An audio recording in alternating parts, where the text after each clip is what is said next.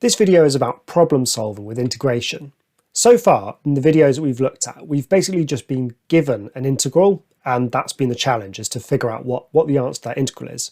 In the questions in this video, we're looking at ones where half the challenge is just deciding what integral we even need to calculate in the first place. So just setting up the question is half the battle. Let's have a look at some examples. Alright, so have a look at this one. The graph above shows a sketch of part of the curve with equation y equals 1 minus 2 cos x. Find the exact area of the shaded region. Okay, so I'm going to need to integrate 1 minus 2 cos x, no big deal with that. But the limits are this point and this point. So the first thing I'll need to do before I even set up an integral is just figure out what are those 2 points. Well, they look like the first 2 positive solutions of 1 minus 2 cos x equals 0. It's basically the first 2 roots of the equation. So my first job is to figure out what that is. So I'm going to solve 1 minus 2 cos x equals 0. Well, solving that, I get 2 cos x equals 1. Cos x equals a half, and solving this will give me my limit. So the first solution is pi over 3. My second solution is 2 pi minus that, so that's 5 pi over 3. So these must be these 2 points, right? We've got pi over 3 here, the smaller one there, and 5 pi over 3 here. So you see, before I've even begun any integration, I had to use some other maths to figure out what my limits were. Okay, now we can actually do the integral. Let's get some more room. So what I'm actually doing, remember, is the limits pi over 3 and 5 pi over 3. So I'm now integrating this function, 1 minus 2x dx, and the limits are pi over 3 at the bottom and 5 pi over 3 at the top. Okay, so this is not too bad. It's just x is the integral of 1, and then the integral of cos x is sine x. That's just minus 2 sine x. And here are my limits, 5 pi over 3 and pi over 3. So now I just sub those in. So I'll sub in 5 pi over 3 first, so 5 pi over 3 minus 2 sine of this. So I'm going to cheat and use the calculator. 2 sine 5 pi over 3 is minus root 3. So actually that's going to be a plus root 3 here.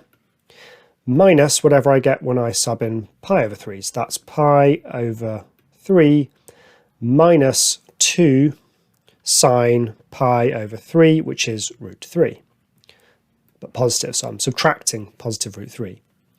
So what does that give me? Well, it gives me 5 pi over 3 minus pi over 3, which is 4 pi over 3. And then root 3 minus root 3, so plus 2 root 3. So there's my answer, and it's worth just checking this as always using the calculator.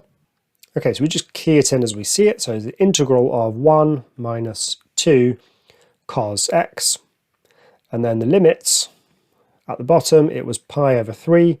You can just type in pi divided by 3, and then at the top it's 5 pi divided by 3.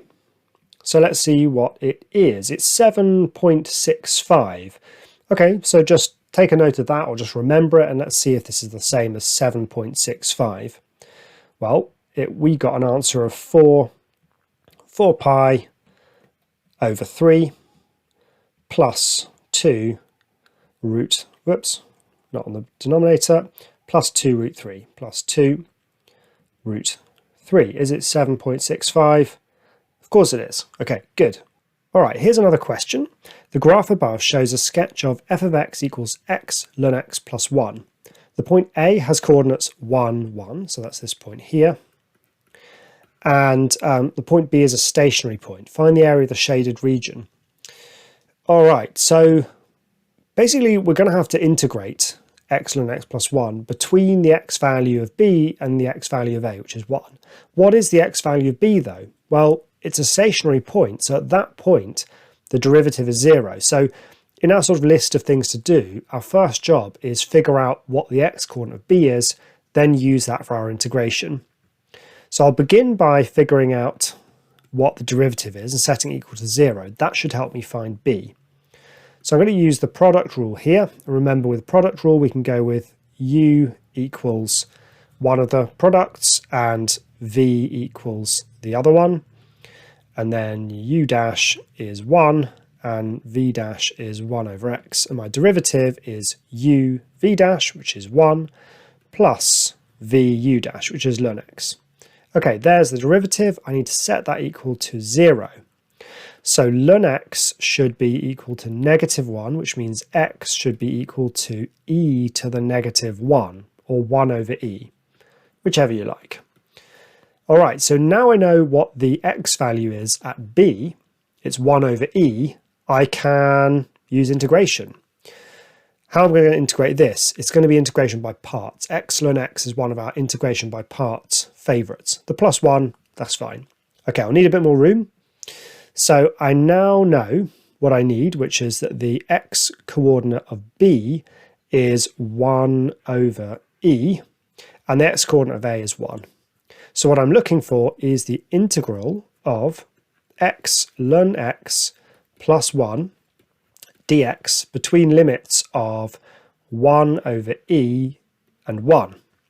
So that's integration by parts. So as always with parts, we're going to have a u and a v dash, and when it's polynomial and logarithmic, we set u to be the logarithmic bit and v dash is the polynomial bit. So I get u dash, that should say u dash is 1 over x, and v is half x squared.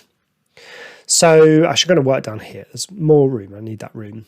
So the integral is uv, which is half x squared ln x, minus the integral of vu dash, which is half x squared times 1 over x is half x dx. And then I'm also integrating the 1, and the integral of that is x. Okay, so I've got that little, I'm just being lazy and leaving off the limits for now. I'll stick those on at the end. So half x squared ln x, and the integral of half x is 1/4 x squared. And then there's the plus x as well. Okay, so here is my integral. So all I need to do now is sub in 1 and 1 over e into this. So when I sub 1 in, I get half times 1 squared times ln of 1, but ln of 1 is 0, so that's just 0. And then I get minus 1/4 times 1 squared, which is -1/4, plus x, which is 1, so plus 1. Now minus what I get when I sub in 1 over e. So I'll be a bit more careful with this. It's obviously a harder thing to do. So half x squared, so that's 1 over e squared, and then ln of 1 over e. Well, ln of 1 over e, which is just e to the -1, is -1 by definition. So that's just -1. Okay, minus 1/4 x squared, so minus 1/4 1 over e squared, and then plus 1 over e. So let's neaten this up. I've got 1 minus 1/4 is 3/4, and then I've got minus, okay, brackets here, minus 1/2 1 over e squared, so that's just minus 1/2 times 1 over e squared.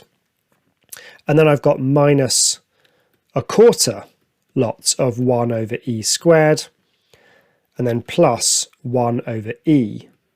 So all neatened up as beautifully as I can make it, we get 3/4, and then it's minus, okay, let's work out what's in this bracket. I've got minus 1/2 1 over e squared and minus 1/4, so that's minus 3/4, but it's minus minus, so that is plus 3/4 1 over e squared, and then minus 1 over e, so minus 1 over e. And there, in all its glory, I believe, is the exact area of that region.